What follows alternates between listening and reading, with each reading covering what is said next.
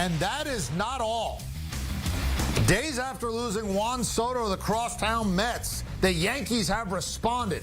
They signed left-handed pitcher Max Fried, 8 years, $218 million.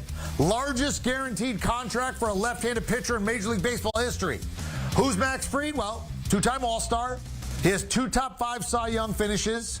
He's 30, so this deal will run through his age 38 season, and you would expect he slots in right behind Garrett Cole as the number 2 starting pitcher in pinstripes. All right, let me get my guy in.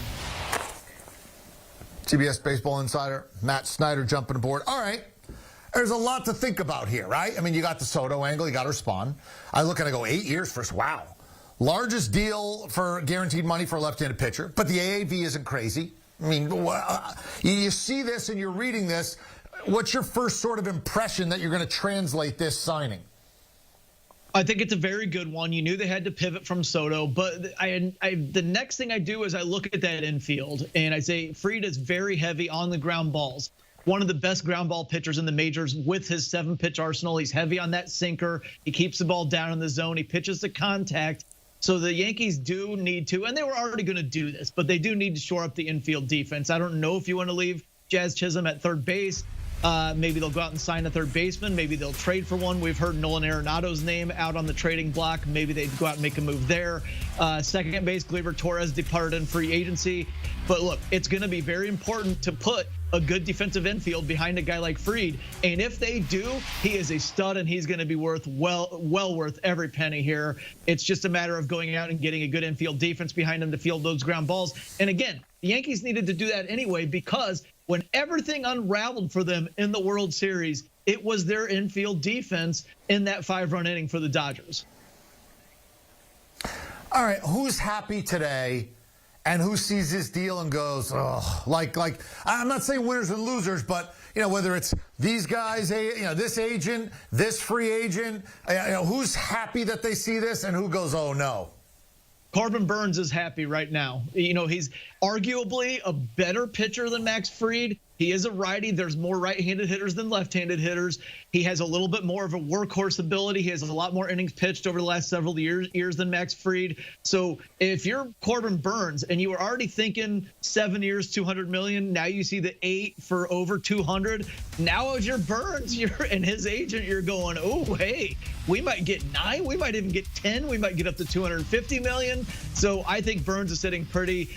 Loser maybe Red Sox right now, because they were in the Juan Soto sweepstakes to the end with the Yankees and the Mets. They lost out on Soto. They went to pivot to Fried, and there were reports that they were right in to the end on Fried, and they lose out to the Yankees. So maybe the Red Sox, but that might also be temporary. Maybe the Red Sox go out and bowl over Corbin Burnes now, and it's a good match there. But for right now, the Red Sox, yeah. And I do think we all knew pretty much that Fried was going to be leaving the Braves, but I do think that their rotation is pretty thin right now behind Chris Sale. We'll see how it looks with Spencer Strider once he comes back from his injury that cost him almost all of last season. We'll see how Schwellenbach holds up, but I do feel like the Braves rotation's a little thin right now. All right, I say to you, take a piece of paper and a pen, start at 1, and write down the best pitchers in the American League, starting pitchers.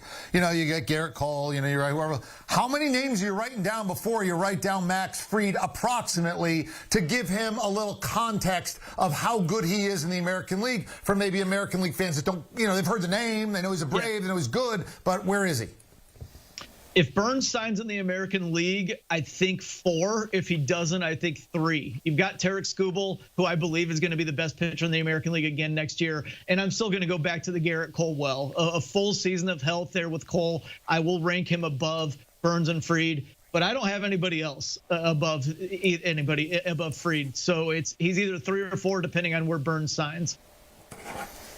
All right, so the Yankees are going to try to do it with starting pitcher, because if you're telling me they got 2 of the top 3 starters that are currently in the American League, all right, there we go. So, Juan Soto's 41 home runs to go across town. Yeah, they didn't even get a full season from Cole. They got 29 starts from Stroman, 30 from Cortez. They might not even be in the rotation next year. It's going to be starting pitching for the Yankees. All right, there you go. Excellent job. Great context. Matt Snyder getting it done. Go read all the stuff on CBSSports.com. And, this is what we do, right? CBS Sports HQ, news, highlights, analysis. We can pivot any way, anyhow. We'll give you picks. We'll do good jokes. We'll do breaking news. We do press conferences, news. Everything is all right here. In fact, more breaking news. I don't even know what it is. I've just been told we have more breaking news. But I'll tell you, and we'll learn together. Coming up straight ahead, I'm Eric Casilius. Yeah, Primetime Pregame.